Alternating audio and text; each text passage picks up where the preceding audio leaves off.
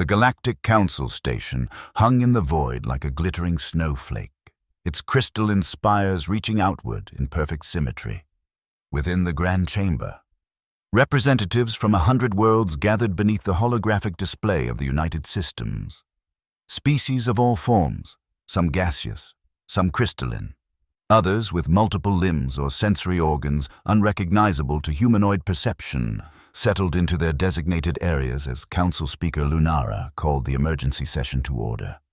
"Esteemed representatives," Lunara's voice resonated through the chamber, her bioluminescent skin pulsing with each syllable. "We face an unprecedented crisis. Colony Helios 7 has sent a distress signal indicating a large-scale attack. The holographic display shifted to show a serene agricultural world, its surface dotted with vast fields of luminescent crops and crystalline cities that refracted the light of its sun into rainbow patterns. Helios 7 was one of the Council's most productive agricultural colonies, supplying biomass to dozens of worlds. Colony leader Zara stepped forward, her slender form trembling slightly under the collective gaze of the Council. The Heliosians were known for their delicate crystalline exoskeletons and gentle demeanor, a species who had never developed weapons beyond what was needed for harvesting. "Our latest transmission from Helios 7, Lunara continued, gesturing toward the central display. The hologram flickered, and a distorted image appeared, a Heliosian, their crystalline form cracked in several places, huddled in what appeared to be a storage facility. The background was filled with frightened civilians. They came from nowhere. The city burns. Our defenses were meaningless. The transmission crackled with static. Help us! The message cut off abruptly, leaving the council chamber in stunned silence. What force could strike a peaceful agricultural world without warning? Demanded the Proximan ambassador, his rocky features contorting with concern. And how did they bypass our early warning systems? Added another representative, their gaseous forms swirling anxiously. Lunara raised her hands for calm. Our intelligence is limited. What we know is that approximately 6 standard hours ago, all regular communications with Helios 7 ceased. This emergency transmission came through a protected quantum channel 3 hours later. Our peacekeeping fleet is deployed in the Cygnus sector, stated Admiral Vox, the Council's military advisor. Even at maximum speed, they would not reach Helios 7 for at least 4 standard days. 4 days?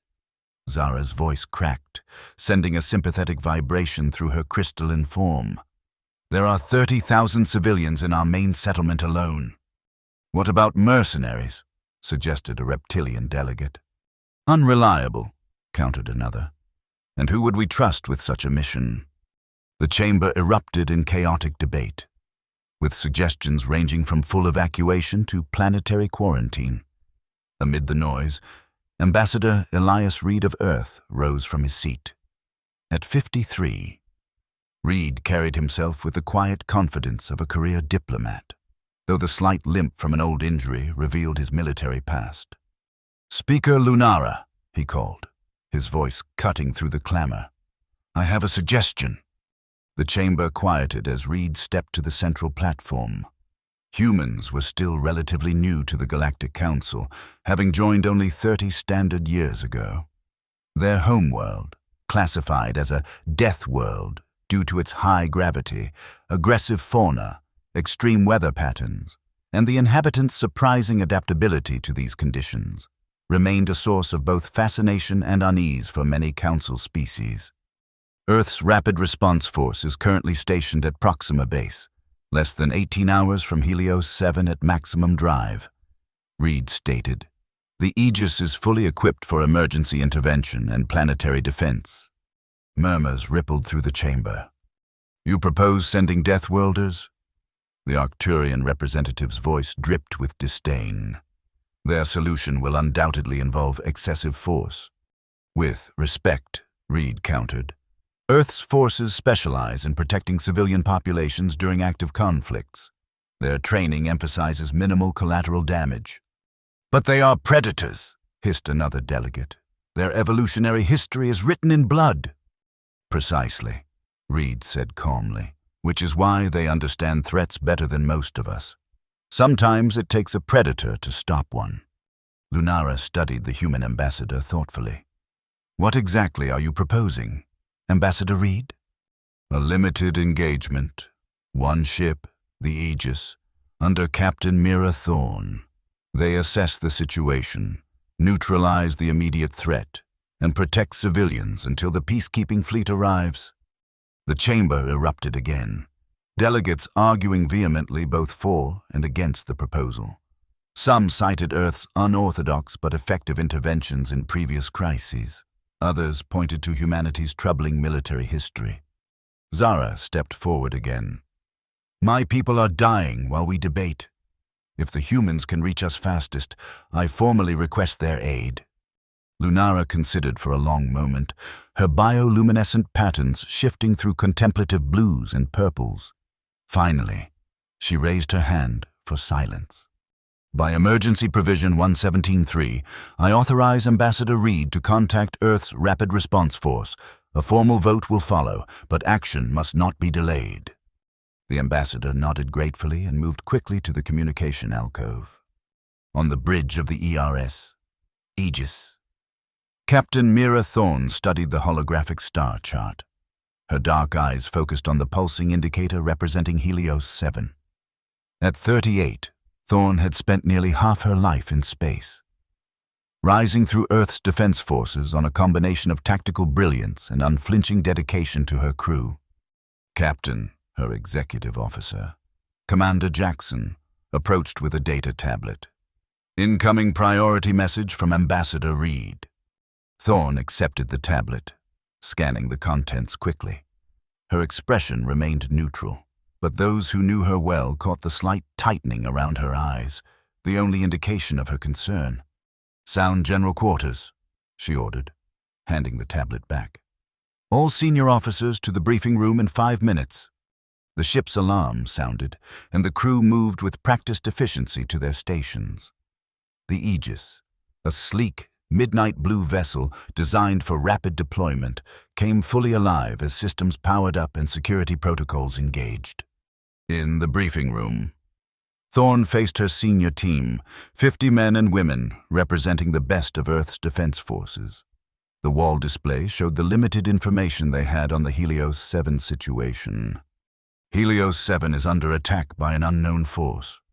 Thorne began without preamble. Council intelligence suggests it may be the Void Serpents, a pirate collective that's been growing more bold in the outer systems. Why target an agricultural colony? Asked Lieutenant Commander Diana Reyes, head of security. Helios 7 isn't just any farm world, replied Science Officer Kaito Nakamura. They've developed unique biocatalysts that accelerate crop growth tenfold. That technology would be invaluable on the black market. Thorne nodded. Our mission parameters are clear. Reach Helios 7, assess the situation, neutralize immediate threats to civilian population, and secure key infrastructure until the Council peacekeeping force arrives. She turned to her weapons officer. Lieutenant Kwan, I want non-lethal options ready alongside standard armaments. Helios structures are primarily crystalline, fragile. We calibrate accordingly. Yes, Captain. Dr. Lian Zhao. Thorne addressed the chief medical officer, a calm woman with steel-gray hair despite her relatively young age of 45. Prepare for multiple species casualties, with emphasis on Heliosian physiology. Already underway, Dr. Zhao confirmed. I've been studying their crystalline biology since we received the alert. Sergeant Ramirez. Thorne turned to a stocky man with capable hands and intelligent eyes. Your engineering team will focus on restoring critical infrastructure and communications. Cole Wrench Ramirez nodded. We'll pack the portable shield generators. If these pirates have orbital capabilities, the civilians will need protection from above. Thorne looked around the room, meeting each officer's gaze. I won't sugarcoat this. The Council is watching us closely. Many of them still see humans as dangerous primitives who got lucky with technology. How we handle this crisis will either confirm their fears or change their perceptions. She straightened. But that's secondary. Primary objective is saving lives. We launch in 30 minutes. Dismissed. As the officers filed out, Commander Jackson remained behind. The councils authorized our intervention, but only barely, he said quietly. We're operating without their full confidence. Thorne's mouth quirked in a humorless smile. When have we ever had their full confidence? David? They needed Deathworlders, so they called Deathworlders. We'll do what we do best. In the armory, security teams check their gear, adaptive armor designed to withstand varied environments, and modular weapon systems that could switch from lethal to non-lethal configurations with a simple command. The mood was focused but light, with the occasional joke breaking the tension. Heard the Heliosians are basically walking chandeliers, quipped Corporal Jung, adjusting her armor. Show some respect, Lieutenant Reyes responded, though not unkindly. Their crystalline structures are sophisticated biological adaptations, not decorations. Sorry, Lieutenant, just nervous. Never fought alongside beings that might shatter if you bump into them. Then don't bump into them, Reyes said simply. We're there to protect, not endanger. In medical, Dr. Zhao supervised as her team packed specialized equipment designed to treat crystalline life forms. Unlike most council races, humans had evolved in an environment that required adaptability to countless injuries and diseases, making Earth's medical knowledge unusually comprehensive. Remember, she instructed her team, Heliosian physiology is silicon-based. Their equivalent of blood is a photoreactive fluid that hardens on exposure to certain wavelengths of light. We can use that to seal fractures if necessary. In engineering, Sergeant Ramirez and his team were preparing portable shield generators and communication relays.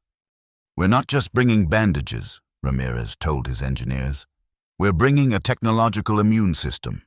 I want these shield generators configured to harmonize with Heliosian crystal architecture by the time we arrive. On the bridge. Thorne reviewed the final preparations as the Aegis disengaged from Proxima Base. Navigation, plot the most direct course to Helios 7, she ordered. Push the drives to maximum safe capacity. Course plotted, Captain. Estimated arrival, 16 hours, 22 minutes. Not good enough. Recalculate using the Charybdis corridor. A hush fell over the bridge. The Charybdis corridor was a dangerous shortcut through a region of unstable space, rarely used except in the most dire emergencies. Captain, the navigation officer hesitated. That would reduce travel time to 11 hours, but the gravitational stresses are within our structural tolerances, Thorne finished. Barely. But within, plot the course. Aye, Captain. As the Aegis accelerated toward the spatial rift that marked the entrance to the Charybdis corridor, Thorne opened a ship-wide channel. This is the captain speaking. We're responding to an emergency on Helios 7. To arrive in time to make a difference, we'll be traversing the Charybdis corridor. It won't be a smooth ride, but this ship and this crew were built for exactly these circumstances. She paused, knowing the significance of her next words. For many council species, this will be their first direct interaction with humans. They've heard stories about Earth, about Deathworlders. Today, we show them what that really means, not that we're more dangerous, but that we're more prepared. Survival on Earth has never been guaranteed. We've always had to fight for it. That's made us strong, yes, but also empathetic to others fighting for survival. The ship's engines hummed higher as they approached the corridor. Secure for gravitational turbulence. Thorne out. The Aegis plunged into the corridor, its hull creaking under forces that would have torn lesser ships apart. Inside, the crew braced as artificial gravity fluctuated and structural integrity alarms wailed warnings that were acknowledged and overridden. In the ship's core, engineers monitored systems pushed to their limits, rerouting power and coolant as needed, their faces lit by the red glow of warning indicators. Thorne remained in the command chair, outwardly calm despite the ship's violent shuddering. occasionally issuing course corrections or power distribution orders. After 3 harrowing hours, the Aegis emerged from the corridor, its hull scorched but intact. "Damage report," Thorne ordered, as normal space stabilized around them. "Minor hull breaches on decks 7 and 12, automatically sealed," reported the engineering officer. "Power fluctuations throughout secondary systems. Primary systems nominal. Navigation? We've emerged 8 hours from Helios 7, Captain. The corridor shaved off more time than estimated." Thorne nodded. "Commence repairs and prepare all teams for deployment. I want us at full capability when we arrive." As the Aegis continued toward Helios 7, intelligence updates arrived from Council sources. The attackers had been confirmed as the Void Serpents, a pirate collective known for hit-and-run attacks on shipping lanes. This assault on a populated colony represented a significant escalation of their operations. The intelligence briefing included limited imagery showing Serpent vessels in orbit around Helios 7 and ground forces occupying the main settlement. Colonial defense forces had been quickly overwhelmed, and the pirates now controlled key infrastructure, including the communications array and power generation facilities. Thorne assembled her senior officers again. "Based on this intelligence, I'm authorizing Operation Firestar," she announced, displaying a tactical overview. 3 teams, 3 objectives. She highlighted the colony's main power facility. Team Alpha, led by Lieutenant Quan, will secure the power facility. Without it, life support for the entire colony fails within days. The display shifted to the communications array. Team Beta, under Lieutenant Commander Reyes, will retake the communications center and restore the colony's connection to the Council network. Finally, the image showed the Colonial Administrative Center. "I'll lead Team Gamma to the Admin Center, which our intelligence suggests the Serpent leadership is using as their command post." Sergeant Ramirez studied the holographic display. "Captain, these crystalline structures provide minimal cover. Standard breach and clear tactics won't work here." "Agreed. That's why we're implementing audio disruptor technology." Thorne nodded to the tactical officer, who displayed schematics for a sonic device. "Heliosian crystals are sensitive to specific frequencies. These disruptors will temporarily disorient any serpents without causing structural damage to the buildings." "What about civilian casualties?" asked Dr. Zhao. "Current intelligence puts most civilians in underground shelter complexes," Thorne replied. "Team assignments will include dedicated medical personnel to address any casualties we encounter. Dr. Zhao, you'll coordinate from the Aegis, with mobile medical units ready for deployment once we secure landing zones." "And if the Serpents have hostages?" Commander Jackson asked the question everyone was thinking. "Then we adapt," Thorne said firmly. "But the Void Serpents typically avoid hostage scenarios, too complicated for their usual smash-and-grab operations. They prefer intimidation over negotiation." The officers continued discussing specific tactical approaches for each objective, accounting for the unique challenges of Heliosian architecture and the need to minimize civilian casualties. "One final note," Thorne said as the briefing concluded. "The Council is watching, but that's not why we're here. We're here because 30,000 civilians need our help. Keep that as your focus." As the Aegis approached Helios 7, the true extent of the situation became clear. Smoke rose from several locations in the main settlement, and scans detected Serpent vessels in orbit, 3 Corvette-class ships maintaining position over the colony. "They've spotted us," reported the sensor officer. "Serpent vessels are breaking orbit, moving to intercept." "Tactical analysis?" Thorne asked calmly. 3 Marauder-class corvettes, outdated but heavily modified. Weapons include plasma cannons and missile systems.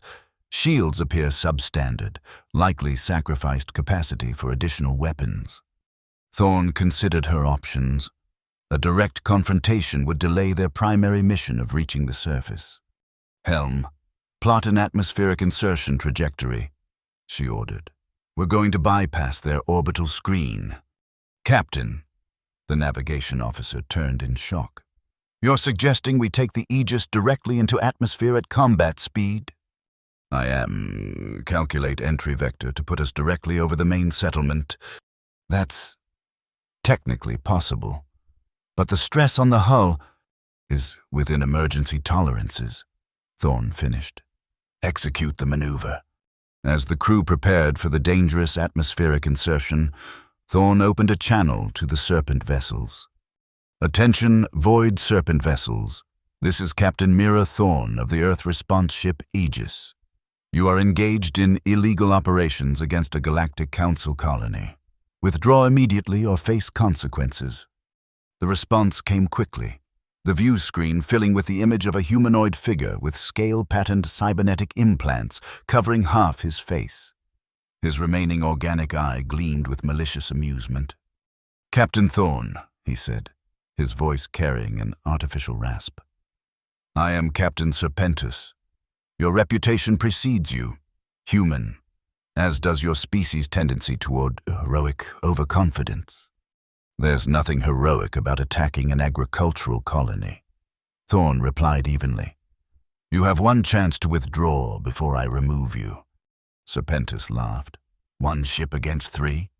Even a Deathworlder should recognize those odds." "Last warning," Thorne said simply, then cut the transmission. "All hands, secure for extreme maneuvers," she announced ship-wide. "Tactical, ready ventral point defense systems. We'll be presenting our belly to them during the descent. I don't want a single missile getting through." "Aye, Captain. Point defense ready. Helm, execute atmospheric insertion on my mark." Thorne gripped her command chair as the ship aligned for its dramatic dive. "Mark." The Aegis plunged toward Helios 7, accelerating rather than decelerating as it approached the atmosphere. The Serpent vessels, caught off guard by the suicidal-seeming maneuver, scrambled to adjust their positions. "They're firing," called the tactical officer. "Evasive pattern Delta," Thorne ordered calmly. "Maintain insertion trajectory." The Aegis rolled and juked, its point defense systems blazing as they intercepted incoming missiles. The ship shuddered as it hit the upper atmosphere at combat speed, a fiery corona forming around its reinforced hull. Warning alarms blared across the bridge as temperature readings spiked and structural integrity sensors registered the immense strain on the ship's frame. "Hull temperature approaching maximum tolerances," reported engineering. "Maintain course," Thorne ordered, her knuckles white on her chair's armrests. "Tactical, status of Serpent vessels?" "They've broken pursuit." "Captain, they can't match our atmospheric entry profile without significant damage to their systems." The Aegis continued its controlled fall, the external temperature gradually decreasing as they penetrated deeper into the atmosphere. The ship's hull glowed cherry red from the friction, but the advanced materials held. "Approaching target coordinates," announced navigation, reducing speed for final approach.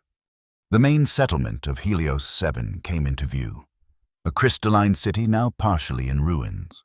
Smoke rose from several districts, and scattered weapons fire indicated ongoing conflict. "Deploy landing craft," Thorne ordered. "All teams to your designated transports. Commander Jackson, you have the bridge." "Understood, Captain. Good hunting." Thorne made her way to the launch bay where Team Gamma was preparing to deploy.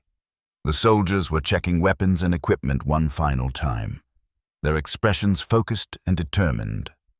"Listen up," Thorne addressed them as she checked her own gear. "We hit fast and precise. Our intel suggests the Serpent leadership is in the administrative center, but expect that information to be fluid. Primary objective is securing the facility and any civilians inside. Secondary objective is capturing Serpent Command personnel for intelligence purposes." The soldiers acknowledged their orders as they boarded the assault shuttle. Designed for rapid deployment in hostile conditions, the shuttle was armed with point defense systems but prioritized speed and maneuverability over heavy firepower. "Launch in 30 seconds, announced the shuttle pilot. Thorne took a moment to check in with the other team leaders over the comm. "Alpha team status?" "Ready for deployment," Captain, Lieutenant Kwan reported. Approach vector to power facility is clear. Beta team? In position, Captain, replied Lieutenant Commander Reyes. We're detecting unusual energy signatures from the communications array, possible booby traps. Proceed with caution. All teams, remember our priorities. Civilian safety first, capture of objectives second, engagement with hostiles only as necessary. The shuttle bay doors opened, revealing the burning cityscape below. With a lurch, the 3 shuttles launched simultaneously, each streaking toward its designated target. Team Gamma's shuttle weaved through the crystalline spires of the city, staying low to avoid potential anti-aircraft fire. Thorne studied the tactical display, noting the positions of Serpent forces around the administrative center, a towering crystalline structure at the heart of the settlement. Heavy concentration of hostiles at the main entrance, reported the shuttle's sensor operator. Recommend alternative insertion point. Thorne studied the building schematic. Take us to the roof. We'll breach from above. The shuttle adjusted course, climbing steeply before settling onto the broad crystalline roof of the administrative center. The moment it touched down, the deployment ramp lowered, and Thorne led her team out into the alien air. Helios 7's atmosphere was breathable for humans, but carried a sweet, almost cloying scent that the filters in their combat helmets partially suppressed. The crystalline surface beneath their boots refracted the light of the system's twin suns, creating prismatic patterns across their armor. Breach team, prepare entry point, Thorne ordered. 2 soldiers moved forward with specialized cutting equipment designed to minimize vibrations, crucial when dealing with crystalline structures that could shatter under excessive force. They quickly created an opening large enough for the team to enter. Reading multiple life signs 2 levels down, reported the team's scanner operator. Mixed signatures, Heliosian and various others, likely Serpents. Deploy audio disruptors on my mark, Thorne ordered as they moved into the building. 3-second burst, then we move. The team descended through the building's internal structure, a breathtaking arrangement of crystalline chambers connected by translucent bridges and spiraling ramps. Under different circumstances, Thorne would have paused to appreciate the architectural wonder. Now, she noted only tactical considerations, limited cover, excellent visibility, challenging acoustic properties. As they approached the level with the life sign readings, Thorne raised her fist, bringing the team to a halt. Ahead, voices echoed through the crystalline corridors, harsh, guttural sounds that contrasted with the delicate surroundings. Disruptors ready, whispered the equipment specialist. Thorne nodded. Mark. The audio disruptors activated, emitting a frequency inaudible to most species but causing the crystalline structure around them to resonate subtly. For those with cybernetic enhancements, like the void serpents with their neural implants, the effect was immediately disorienting. Move, Thorne ordered, leading the team forward as cries of confusion echoed ahead. They emerged into a vast chamber that must have served as the colony's governmental assembly hall. Now it was a scene of chaos. A dozen serpent pirates staggered about, their cybernetic systems temporarily scrambled by the resonance. At the chamber's center, a group of Heliosian civilians huddled together, their crystalline forms reflecting terror in prismatic patterns. Secure the hostiles, Thorne commanded. Medical, check the civilians.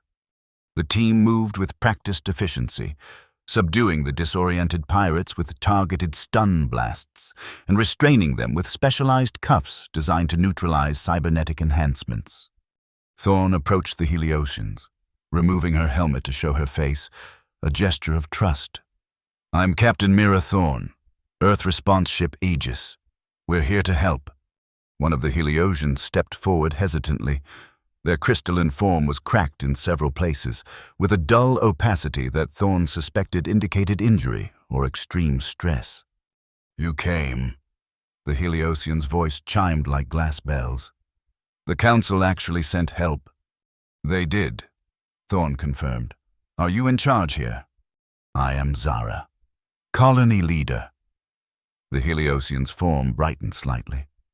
"These are my administrative staff. The serpents were holding us to access our secure systems." "Is anyone injured?"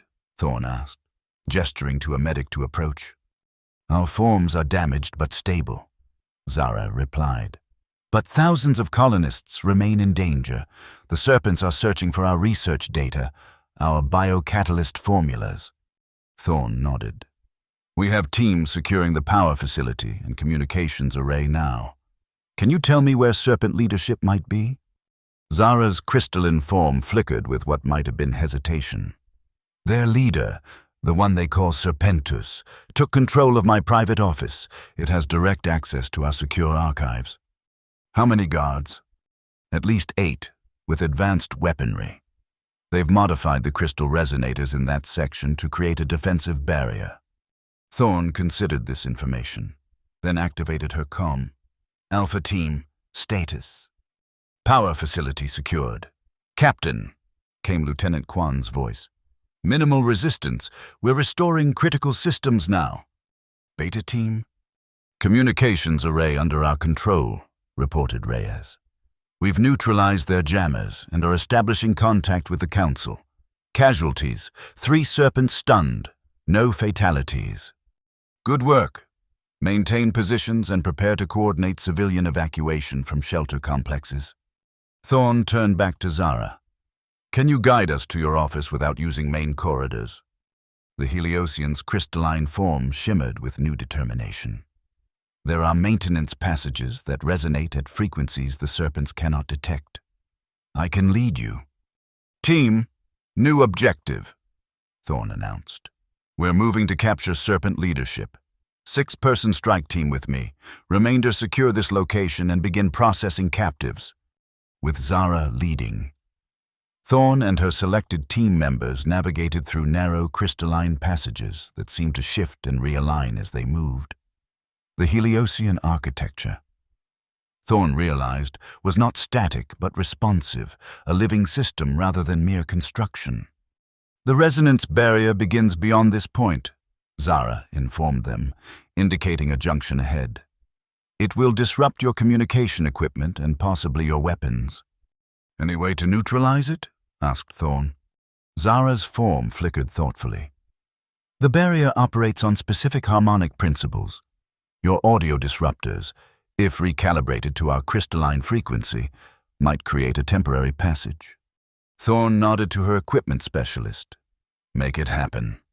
The specialist consulted with Zara, making rapid adjustments to their disruptor devices. "Ready, Captain. This should create a 30-second window in the barrier. Once we're through, we'll have surprise on our side." Thorn told her team, priorities remain the same. Capture, not eliminate. Serpentus is more valuable alive. The team positioned themselves at the junction. Weapons ready. "Activate disruptor on my mark," Thorn ordered. 3, 2, 1, mark. The modified disruptor emitted a complex frequency that caused the crystalline walls to vibrate in a visual wave pattern. Ahead, an almost invisible barrier of energy rippled and parted. "Move!" Thorn commanded, leading the team through the opening. They emerged into a corridor outside Zara's office. 2 serpent guards reacted with shock, raising their weapons, but Thorn's team was faster. Precision stun blasts dropped both guards before they could fire. "Door security?" Thorn asked quickly. Zara placed her crystalline appendage against a specific pattern in the wall. "I can override, but it will alert those inside." "Good," Thorn said, surprising the Heliosian. "I want them to know we're coming." As Zara activated the override, Thorn positioned her team for entry, 2 at the sides of the doorway, 2 providing covering fire, and herself in the lead position. The crystalline door dissolved into component particles, revealing the office beyond, a spectacular chamber with walls that seemed to contain captured starlight. At its center stood Captain Serpentus, surrounded by 4 guards. Behind him, holographic displays showed data scrolling at incredible speeds as his systems attempted to download the colony's research. "Captain Thorn," Serpentus sneered, his cybernetic eye glowing malevolently. "Your reputation for recklessness is well-deserved, and yours for underestimating opponents," Thorn replied evenly, her weapon trained on him. "Your ships are neutralized, your ground forces captured, and your escape routes blocked. Surrender now." Serpentis laughed, a harsh mechanical sound. "You think I came unprepared for Deathworlders? Your council friends might fear you, but I've studied your weaknesses." He raised his cybernetic arm, revealing an integrated weapon system. "My neural uplink is already transmitting the biocatalyst data to my backup ships. This colony's greatest achievement will fund the next generation of the Void Serpents." "There won't be a next generation," Thorn stated firmly. "Not after today." Serpentis smiled coldly. "Kill them," he ordered his guards. What followed was a blur of action. The Serpent guards opened fire as Thorn's team dove for what little cover the crystalline room provided. Energy blasts struck crystalline surfaces, creating cascades of prismatic reflections that turned the chamber into a chaos of light and shadow. Thorn rolled behind a crystalline console, returning fire with precision. One guard fell, then another. Her team coordinated seamlessly, creating crossfire patterns that forced the remaining guards to retreat toward Serpentis. "Your neural uplink," Thorn called out as she advanced methodically. "It connects to the colony's systems through crystalline resonance, doesn't it?" Serpentis snarled, firing wildly now. "What of it?" "It works both ways." Thorn nodded to Zara, who had remained just outside the doorway. The Heliosian placed both appendages against the wall, and the entire chamber resonated with a pure, piercing tone. Serpentis screamed, clutching his cybernetic implants as the resonance interfered with his neural connections. "The beauty of crystalline technology," Thorn said, approaching the incapacitated pirate leader, "is its harmonic nature. Everything connects." She knelt beside the writhing Serpentis. "Your neural uplink isn't transmitting anything. It's been broadcasting blank data since we secured the communications array. You've lost, Captain." With their leader neutralized, the remaining guards surrendered quickly. Thorn's team secured them as she established communication with the Aegis. "Administrative center secured," she reported. "Serpent leadership captured, beginning Phase 2 operations." Over the next several hours, the Aegis crew implemented a comprehensive recovery plan. Sergeant Ramirez and his engineering team deployed the Heliogrid, a network of portable shield generators calibrated to integrate with the colony's crystalline architecture. The resulting energy barrier would protect the settlement from an orbital bombardment should any hidden Serpent vessels attempt retaliation. In the colony's medical facilities, Dr. Zhao worked alongside Heliosian healers, teaching them rapid response techniques developed on Earth. The Heliosians' crystalline biology presented unique challenges, but human medical science's adaptability proved invaluable. Together, they developed new treatment protocols for injuries caused by energy weapons, knowledge that would save countless lives in the coming days. Communications specialists from Beta Team established direct links with the Galactic Council, transmitting real-time updates and requesting specialized support for long-term recovery. The colony's own communication systems, enhanced with Earth technology, now extended farther than ever before, a silver lining to the crisis. Thorn, meanwhile, coordinated the systematic sweep of the settlement, locating and evacuating civilians from shelter complexes. The presence of human soldiers, beings from a legendary death world, initially caused alarm among some Heliosians, but this quickly gave way to gratitude as the evacuation proceeded without a single civilian casualty. 24 hours after the Aegis's arrival, the colony's situation had stabilized dramatically. Power systems operated at 80% capacity. Communications were fully restored, and the majority of civilians had returned to undamaged districts of the settlement. The captured Void Serpents, including Serpentis, were secured aboard the Aegis, awaiting transfer to Council authorities. In the administrative center, now repurposed as a coordination hub, Thorn met with Zara and her recovered administrative staff. The Council peacekeeping fleet will arrive in approximately 60 hours, Thorne informed them. Until then, we'll maintain security operations and continue recovery efforts. Zara's crystalline form glowed with a warm light that Thorne had come to recognize as gratitude. You've done more than secure our colony. Captain, you've shown us how to protect ourselves. That's equally important. Thorne agreed. My engineers are training your technical teams on maintaining the defense systems we've installed. They won't be as vulnerable to surprise attacks in the future. The Council debated while we suffered. Another administrator noted, their tone carrying harmonics of bitterness. Only Earth responded immediately. The Council has its processes, Thorne said diplomatically. They're designed for deliberation, not rapid response. That's why Earth established its emergency intervention protocols. Because you come from a world where hesitation means death, Zara observed. Thorne considered this.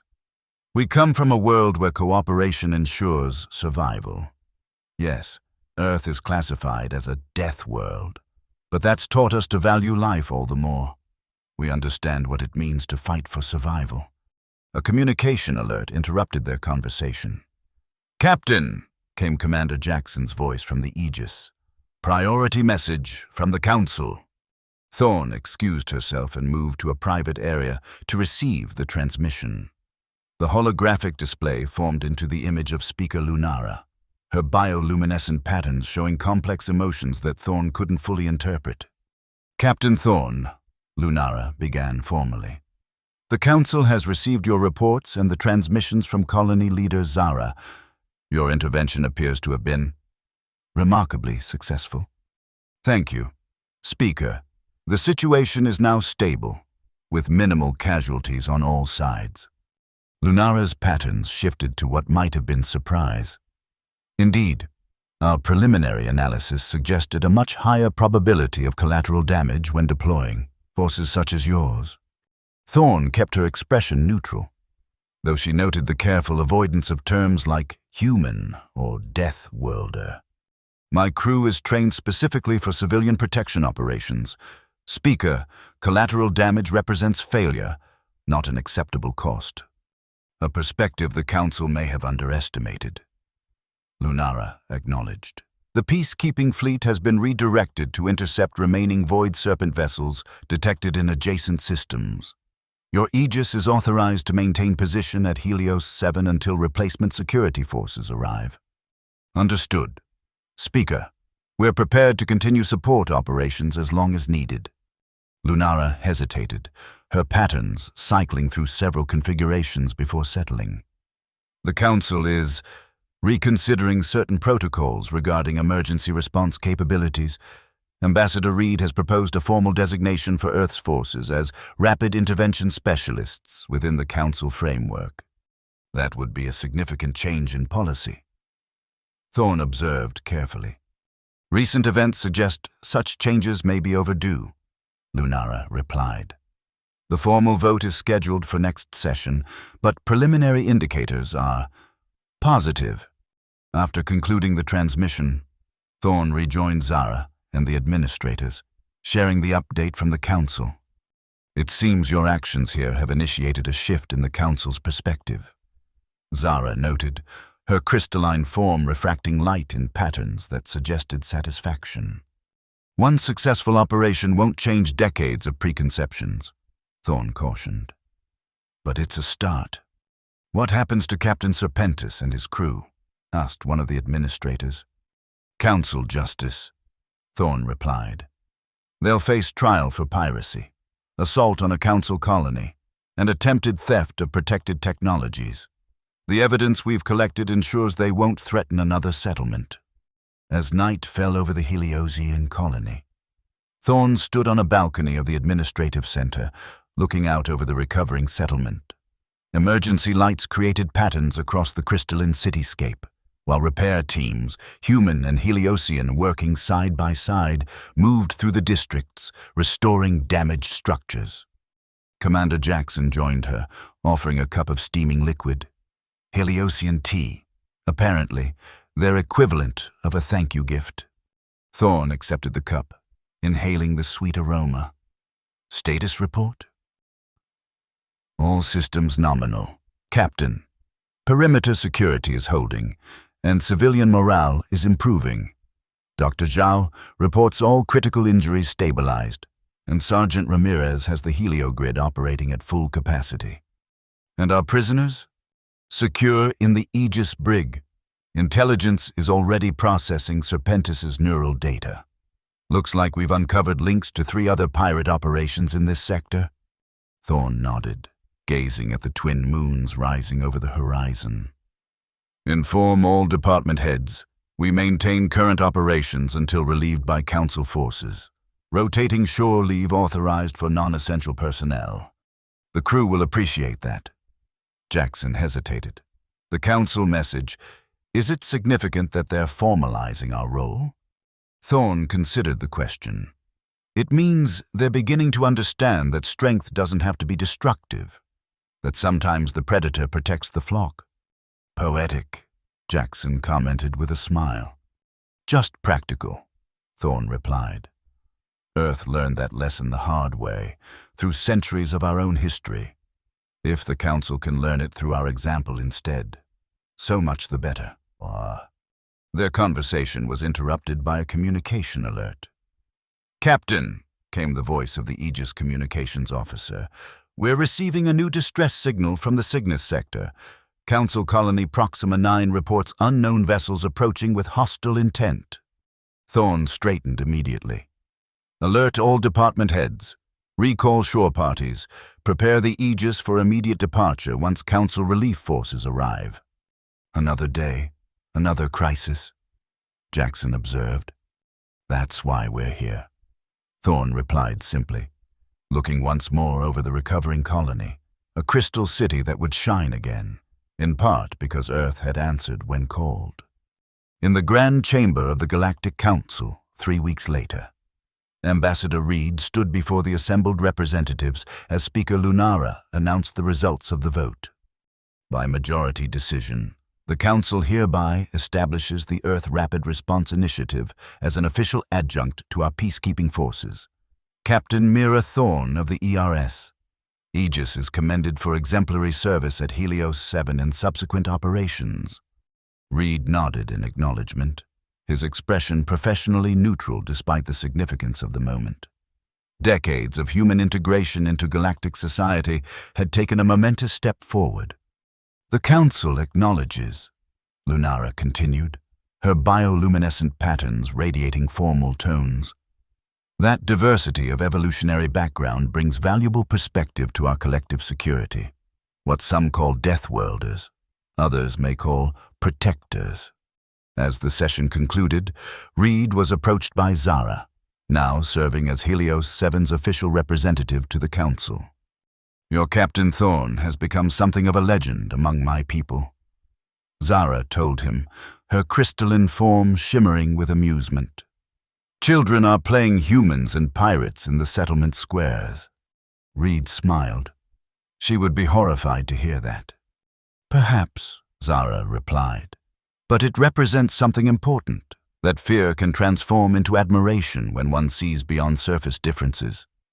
That has always been humanity's hope, Reed said quietly, that our strengths might eventually outweigh our history.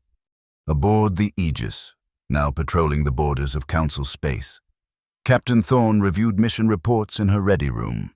The ship had responded to 3 more emergency situations since Helios 7, each operation further refining their protocols and building Council confidence. A notification appeared on her display, a personal message from Ambassador Reed, containing the official Council resolution establishing the Earth Rapid Response Initiative. Attached was a brief note. They called for Deathworlders.